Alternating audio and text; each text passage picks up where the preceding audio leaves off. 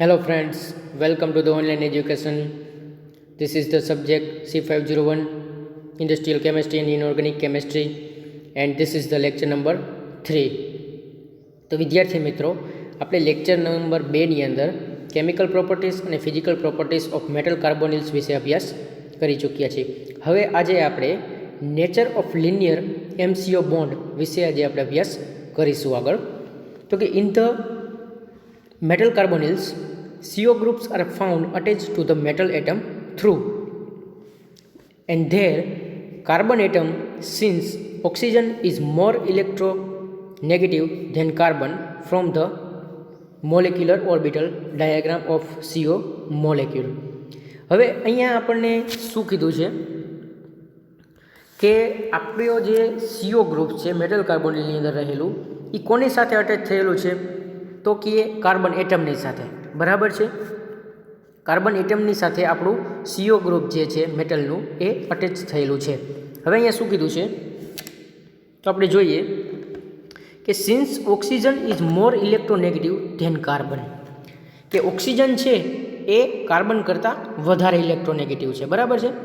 ત્યારબાદ આપણે આગળ જોઈએ હવે કે from the molecular orbital diagram of CO molecule, it is evidence that the highest occupied non-bonding orbital localized on carbon atom has more directional characteristics than the energy of non-bonding orbital on oxygen atom. હવે જુઓ શું કીધું છે તો કે molecular ઓર્બિટલનો diagram CO મોલેક્યુલનો. બરાબર, આપણે અગાઉના આપણે ચેપ્ટર મતલબ કે SY BScની અંદર આપણે મોલેક્યુલર ડાયાગ્રામ જોઈ ચૂક્યા છીએ. બરાબર છે, તમે લોકોએ અભ્યાસ કર્યો જ હશે મોલેક્યુલર ડાયાગ્રામનો COનો. બરાબર છે. હવે એમાં highest occupied non bonding orbital localized on carbon atom. હવે highest localized non bonding orbital છે એ શેમાં હશે તો કે કાર્બન એટમમાં. Has more directional characteristics than the energy of non bonding orbital on oxygen atom. હવે એની કેરેક્ટરિસ્ટિક્સના પ્રમાણે energy of non bonding orbital on oxygen atom. બરાબર. હવે CO મોલેક્યુલની જેમ આપણે વાત કરી કે ઓક્સિજન કેવો છે તો કે એ કાર્બન કરતાં વધારે ઇલેક્ટ્રોનેગેટિવ છે. બરાબર છે. તો અહીંયા જે નોન બોન્ડિંગ ઓર્બિટલ છે એ કોની વધારે હશે તો કે ઓક્સિજનની કાર્બન કરતાં. હવે જો અહીંયા નોટ કરીને એક આપણને વસ્તુ આપેલી છે, આપણે જોઈએ અહીંયા કે the MO structure of CO is well discussed in SY BSc. જેમ મેં તમને કીધું એ મુજબ કે તમે મોલેક્યુલર ઓર્બિટલ સ્ટ્રક્ચરનો જે એમો થિયરી છે એના વિશે તમે SY BScની અંદર તમે અભ્યાસ કરી ચૂક્યા છો. જો એ નોટ અહીંયા કરેલી છે, એક વખત ધ્યાનથી વાંચી લેજો. હવે આપણે આગળ વધીએ. Like other metal complexes the overlap of sigma 3 NB એટલે કે નોન બોન્ડિંગ. બરાબર. લાઇક અધર મેટલ કોમ્પ્લેક્સીસ એટલે કે બીજા મેટલ કોમ્પ્લેક્સીસની જેમ overlap of sigma 3 NB on carbon atom of CO with the empty hybrid orbitals forms a MC type sigma bond.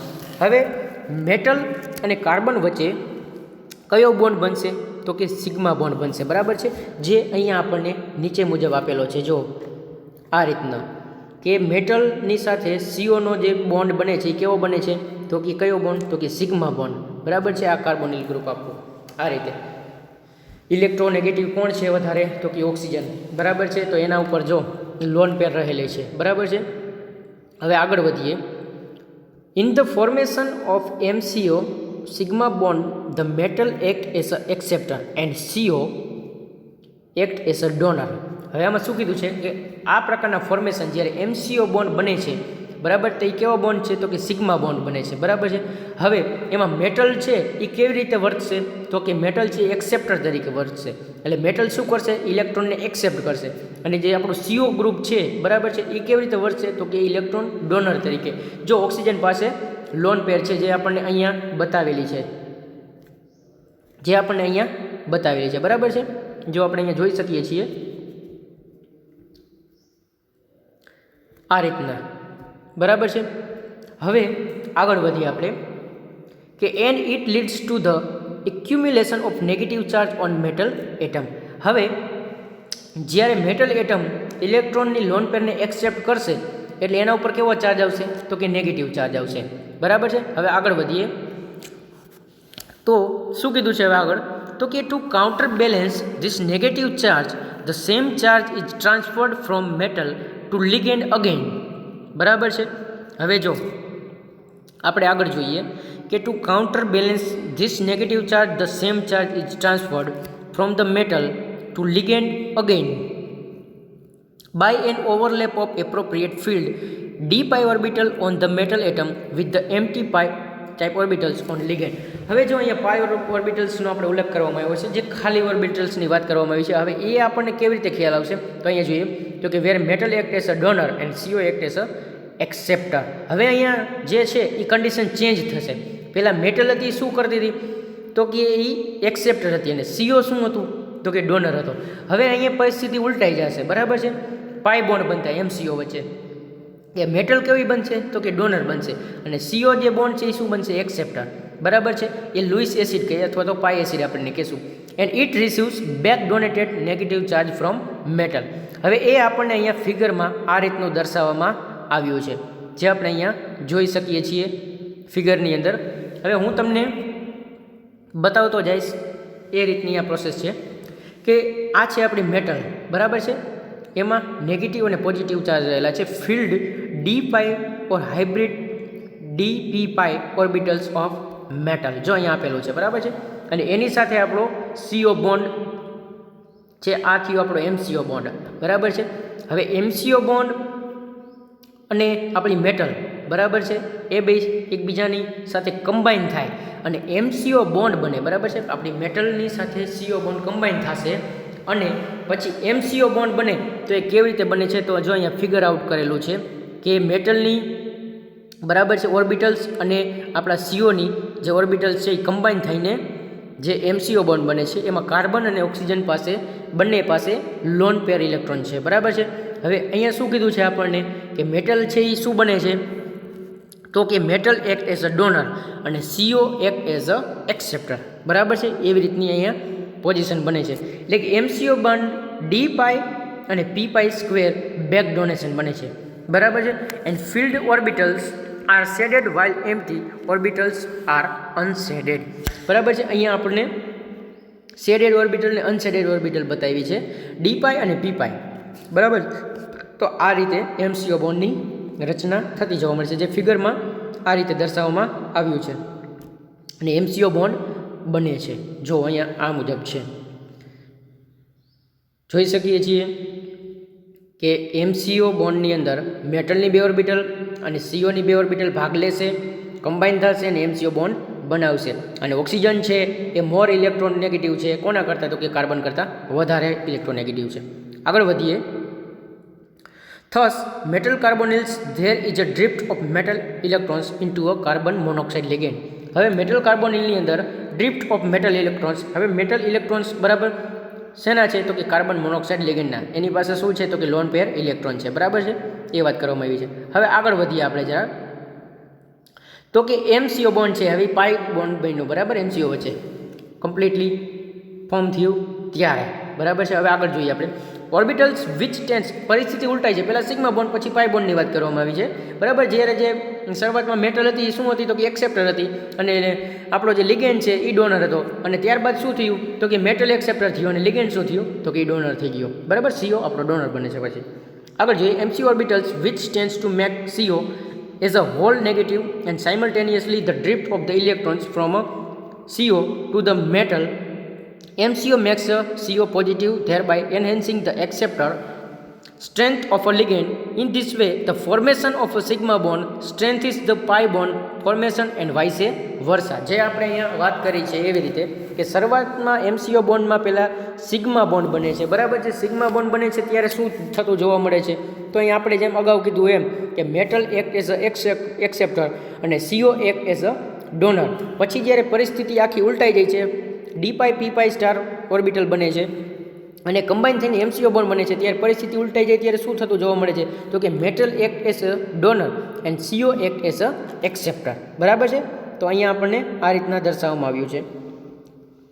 હવે આપણે જોઈએ કે મેટલ એને જો આ રીતના આપણને દર્શાવ્યું છે કે મેટલની સાથે કાર્બન મોનોક્સાઇડ લિગેન્ડનો જે આપણો MCO બોન્ડ બને છે, બરાબર છે, તો કે ડેટિવ પાઈ બોન્ડ અને ડેટિવ સિગ્મા બોન્ડ, એટલે સિગ્મા અને પાઈ બોન્ડ બે એકબીજાની સાથે જોડાયેલા છે. અને પછી જે આખી કન્ડિશન છે એ આ રીતની છે, તો કે such an effect in a bonding is known as synergic effect.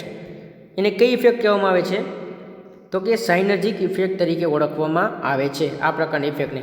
એમાં જો બે વસ્તુ થાય છે. પહેલાં MCO બોન્ડ, બરાબર છે, MCO બોન્ડમાં સિગ્મા બોન્ડ અને પાઈ બોન્ડ કેવી રીતે બને છે? તો પહેલાં જે મેટલ જે છે એ શું હતી? તો જેમ આપણે કીધું એ મુજબ સિગ્મા બોન્ડ વખતે જે આપણી મેટલ હતી એ એક એક્સેપ્ટર અને આપણો કાર્બન મોનોક્સાઇડ લિગેન્ડ છે એ ડોનર હતો. પછી જ્યારે પરિસ્થિતિ ઉલટાઈ જાય છે, વાઇસે વર્સા જે અહીંયા કીધું છે એ મુજબ, ત્યારે પરિસ્થિતિ કેવી ઉલટાઈ જાય છે? તો કે મેટલ શું બની જાય છે? તો કે મેટલ પછી ડોનર બની જશે, બરાબર છે, એની પાસે ઇલેક્ટ્રોન લોન પેર જાય એવી છે. અને CO છે એ આપણો એક્સેપ્ટર તરીકે ચાલે. CO શું કરશે? તો કે એક્સેપ્ટ કરશે લોન પેરને. It may be noted here that dipole moment studies indicate the moment of an MC bond is very low. હવે એની ડાયપોલ મોમેન્ટ કેવી છે? તો કે MC બોન્ડની વેરી લો છે, about only 0.5 D and suggesting a close approach to electro neutrality and supporting back donation of electron charge. જો અહીંયા શું કીધું છે આપણને કે આપણા જે MCO બોન્ડ બનેલો છે મેટલ અને કાર્બન વચ્ચેનો, એની જે ડાયપોલ મોમેન્ટ છે એ એકદમ ઓછી છે, 0.5 D જેટલી. And suggesting a close approach to electroneutrality and supporting a back donation. બરાબર, એ કેવું છે? તો કે બેક ડોનેશન. અને બેક ડોનેશન પ્રોસેસ શું કામ કીધી? તો કે જો સૌ પ્રથમ શું હતું? તો કે કાર્બન મોનોક્સાઇડ પોતે લોન પેર ધરાવતો હતો, બરાબર, ઓક્સિજનની પાસે એની લોન પેર હતી. હવે એ કાર્બન મોનોક્સાઇડ લિગેન્ડે શું કર્યું? તો કે એ લોન પેર કોને આપી? મેટલને આપી, બરાબર છે. પછી જ્યારે પરિસ્થિતિ બદલાય છે, વાઇસે વર્સા થાય એટલે કે વિરુદ્ધ થાય છે, ત્યારે શું થાય છે? તો કે મેટલ પોતે શું બની જાય છે? તો કે મેટલ પોતે ડોનર બની જાય છે. અને એ કોને લોન પેર આપે છે ફરી પાછી? તો કે CO ને લોન પેર આપે છે, બરાબર છે. એટલે આને કેવું કીધું? તો કે બેક ડોનેશન કીધું. And thus it is possible to formulate and the bonding in terms of a resonance hybrid. જો અહીંયા આપણને બતાવવામાં આવ્યું છે એ રીતે કે M- CO એ પોઝિટિવ ચાર્જ છે. જો હવે આપણે જે આ રિએક્શન તરીકે જે બતાવ્યું છે એમાં આપણને આખો ખ્યાલ આવી જાય એમ છે કે મેટલ અને કાર્બન વચ્ચે પહેલાં સિંગલ બોન્ડ હતો અને કાર્બન અને ઓક્સિજન વચ્ચે ટ્રિપલ બોન્ડ અને બે લોન પેર હતી, બરાબર છે. પછી શું થાય છે? તો કે પરિસ્થિતિ વાઇસે વર્સા થાય છે, એટલે બે બે ડબલ બોન્ડ બની જાય છે, બરાબર છે. ટ્રિપલ બોન્ડમાંથી એક બોન્ડ અહીંયા ફોર્મેશન થશે. પછી શું થાય છે? તો જો ઓક્સિજન પાસે ફરી પછી શું લોન પેર એની રિટર્ન આવી જાય છે. એટલે આખી પ્રોસેસ થાય છે એને શું કહેવાય? તો કે એને બેક ડોનેશન મેથડ કહેવાય. તો આ શું થયું? તો કે nature of linear MCO bond, એટલે કે મેટલ અને કાર્બન મોનોક્સાઇડ લિગન્ડ વચ્ચે જે બોન્ડ ફોર્મેશન થાય છે એની આખી પ્રોસેસ, બરાબર છે. તો વિદ્યાર્થી મિત્રો, આજના લેક્ચરમાં એટલે કે લેક્ચર નંબર 3માં આપણે nature of linear MCO bond વિશે અભ્યાસ કર્યો. અને હવે આગળ એટલે કે નેક્સ્ટ લેક્ચરની અંદર આપણે ક્લાસિફિકેશન ઓફ મેટલ કાર્બોનિલ્સ વિશે અભ્યાસ કરીશું. મેટલ કાર્બોનિલનું ક્લાસિફિકેશન કરવાનું થશે, એના કેટલા ટાઈપ્સ છે, બરાબર છે. આ બધી વસ્તુ વિશે આપણે અભ્યાસ કરીશું. એટલે કે લેક્ચર નંબર 4ની અંદર આપણે ક્લાસિફિકેશન ઓફ મેટલ કાર્બોનિલ્સ વિશે અભ્યાસ કરીશું.